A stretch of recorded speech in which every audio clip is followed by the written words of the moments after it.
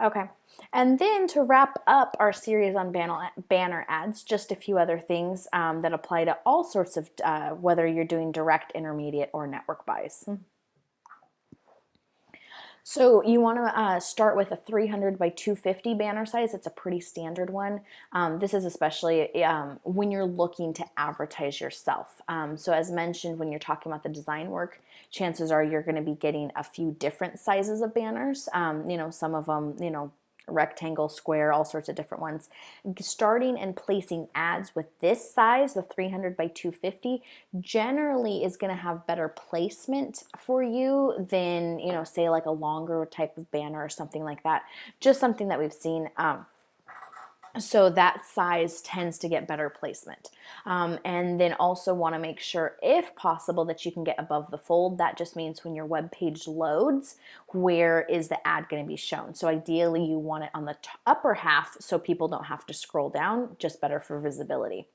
And then same thing that I've been saying over and over again, start small. So, do the direct, then the intermediate. You can skip to intermediate buys if you want. That's really up to you. It's just, you're going to pay a little bit more. So that's why a lot of people bootstrapping it start with direct. So you'll pay a little bit more in intermediate, but it cuts your time, researching all these things by like 80%. So, whether you have more time or more money, that's kind of your determination between starting with direct versus starting with intermediate buys. And also, you want to make sure when we call publishers, those are the website owners, you want them to be your allies. You want them to like that relationship. A lot of people, if they're going to be, going and negotiating, they're, going to be very aggressive in there. And you can definitely negotiate, and we gave you some negotiation tips in earlier segments as well.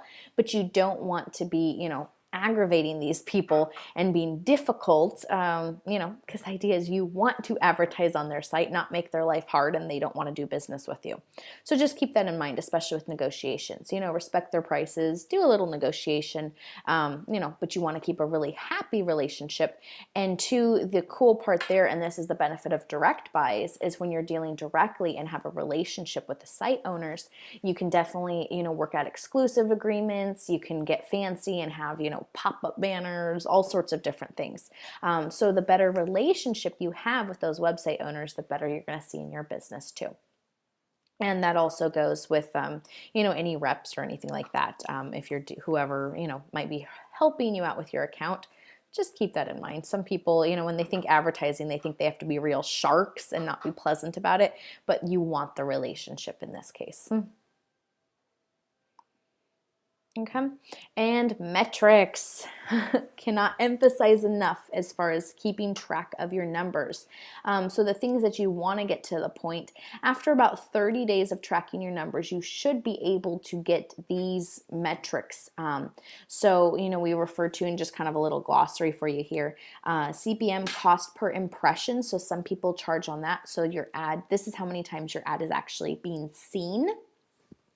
So they say, maybe 100,000 impressions or whatever type of impressions. So that's one way. So you want to know kind of what that aspect is, not only, for your personal metrics on how often your ad's having to be seen to get clicks, but also that's just a pricing term that a lot of them use when you're going to be going ahead and purchasing banner ads in the intermediate division.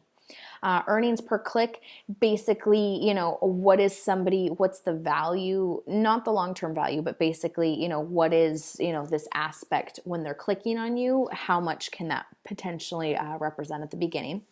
Your cost per click, that's the advertising dollars. So how much, are you having to spend about $1 per click, something like that?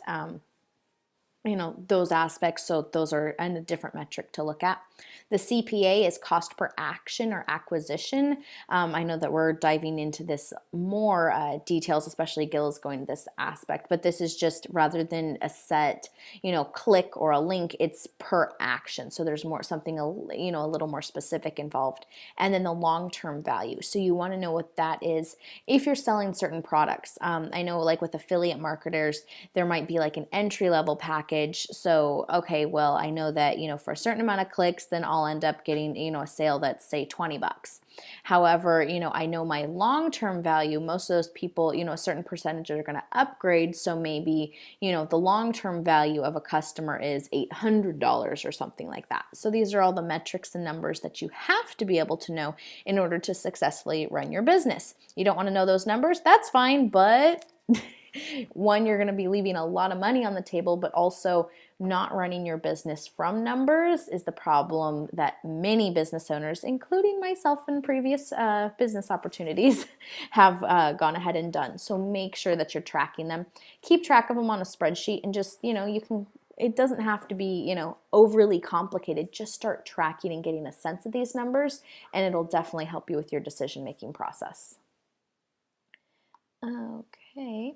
And then kind of the goals with this stuff when we're talking about banner ads, a safe average is technically about 0.5% of the people that see your ad on the website will click on it. So this is just kind of, an average number, and if you hit it, awesome. If you do better, fantastic.